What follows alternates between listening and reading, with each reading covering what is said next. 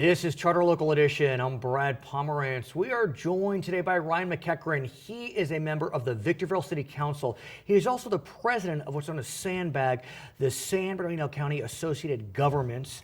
But sir, recently you had an appointment with fate. And you were heading from Victorville to Redlands. You were going down the Cajon Pass. And what did you see? Well, I came upon a lot of stop traffic, which these days in the Cajon Pass is a normal experience. But there was a fire that had started in between the north and southbound lanes, and it was working its way towards the southbound lanes. And all of a sudden, all the traffic came to a stop. And this fire we now know as the North Fire, and the images are dramatic. Tell us what you saw. Well, you could see the fire, and it was small at first. It wasn't really that big of a fire, but they had actually stopped traffic, so nobody was moving, and it just slowly but surely moved across, jumped the freeway, and at that point, I think the CAL FIRE firefighters said, "Get out of your cars, head north." So all of a sudden, we had just hundreds and hundreds of people walking up the Cajon Pass, dragging their luggage with them. It was like a Hollywood movie. Yes, it was literally like out of a Hollywood movie. And eventually, at some point, all the vehicles on the southbound lanes turned around and headed northbound on the southbound lanes. We got to an emergency access road that took us to the northbound lanes and went back up the hill. But pretty spooky. Yes, it was. It was a little scary at the time. And we know that many people lost their cars. I mean, at least they didn't lose their lives, but still, the images are just haunting. They were. And it really does speak in a lot of ways to what you're doing with SANDBAG, which is trying to improve transportation in the largest county in the lower 48. You know, Victorville is coming back. The blessing and the curse of Victorville and the high desert coming back is the darn traffic. There's only really one way in, one way out. That's so true. And so talk to us about what you're doing with SANDBAG to try to benefit residents that use the Cajon Pass and just generally in this great county. Well, as most people know, the DeVore interchange is the intersection of the I-15 freeway and the 215, and it has been a mess for years. And so SANDBAG a few years back, along with Caltrans, State of California, we basically approved reconstruction of that entire interchange, and currently that is what's going on. Right. But to create a perfect storm, Caltrans at the same time said, you know what, we're going to replace all the pavement of the Cajon Pass. So you have these two huge projects going on at the same time.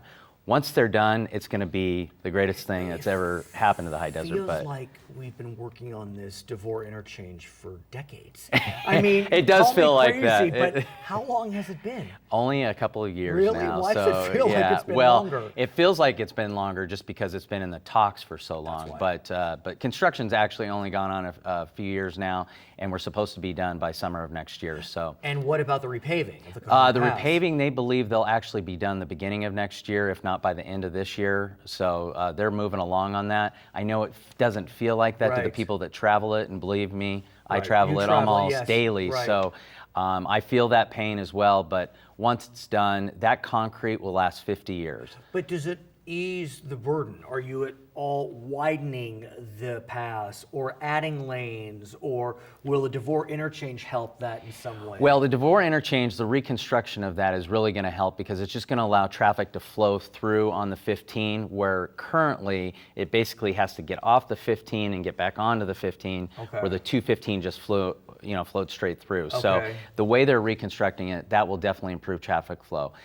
There is no capacity being added on the actual north or southbound lanes by Caltrans. All they're doing is replacing pavement right now. Is there a need for more capacity? There is. There is. And that's another project we're working on with SANDBAG. Currently we have... What's it called? It's called the I-15 and I-10 corridor projects. Basically, this would add express lanes on the I-10 from LA County line all the way to Redlands at Ford Street, and it would be 2 lanes each way, express lanes that would go. And is this fast track, or how would it's like a fast track. People refer to them as toll lanes as well. But it's a better way of managing traffic, and you see it on the 91 currently. Right, so talk to us about the I-15 express lanes. Is it I-15 or I-10? Both. So both the I-10 and the I-15 would actually see express lanes. On the I-15, it would be from Riverside County line, so the 60 freeway, To the 210, there would be 2 lanes in both directions, and then from the 210 to the Highway 395 up in the high desert would be 1 express lane. So are we adding lanes, or is this contract? No, this is actual adding lanes, Oh, wow. adding capacity, but by using express lanes option. We're ready. Yes. When is this happening?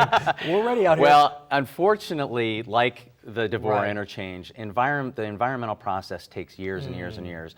But we do plan to go to construction on the I-10 portion of the express lanes by most likely 2019, 2020. Okay. So this is an exciting development. What about, though, this whole notion that toll roads are a bit, they're a bit regressive, and the only people that can afford to use these toll lanes can benefit, and people that really drive the most need them the most? Yes, and that is a legitimate argument that's out there. I think the thing that is hard for most people to understand about express lanes is that it manages traffic flow. So you think about all the people that are getting out of the general purpose lanes, Right. and that is a benefit to those people that still travel in those lanes because they won't have the traffic congestion that they currently Well stated. have. Talk to us about the Redlands passenger rail. I'm not familiar with this project, Ryan. Well, currently MetroLink kind of terminates in San Bernardino, and it doesn't go any further than that. Now we're Okay. getting ready to open up San Bernardino Transit Center, which Right. will take MetroLink to there. But beyond there is no rail that goes out to Redlands. We've been working on this for a number of years as well. It's about a 9-mile stretch of rail that would go Right. from San Bernardino to Redlands and provide additional capacity for public transportation. So we see it stopping at Esri there in Redlands, which is a big employer, Sure. and they're actually paying for their own station Wow. to have it right So this there is on happening. their campus. This is Oh, happening. this is moving forward. We've approved it, and it's in the process of going out to bid for the construction Okay. and all that. So yeah, it is moving forward. When do we quickly. expect this project to be operational? Again, probably towards the end of decade? 2018, 2019, Okay. depending upon how quickly they can actually build it.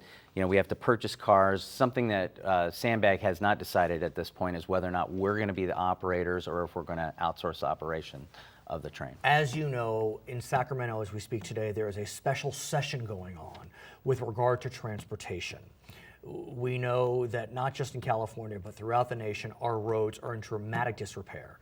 And the governor is very clear that he wants this issue addressed. Some would say he should have addressed it in the underlying budget compromise that was passed a few months ago. But be that as it may, we're now in special session. What's your sense of it? Well, it's always hard to know exactly what Sacramento is going to do, Right. but it is very important that they do something with respect to transportation and passing bills that will actually help fund the types of projects that we're building right now. Without that funding, everything comes to a stop. So you can imagine if we can't continue to build these projects and build the capacity, traffic's only going to get worse. But the question is, it seems as if the special session is focused upon repairs as opposed to new projects.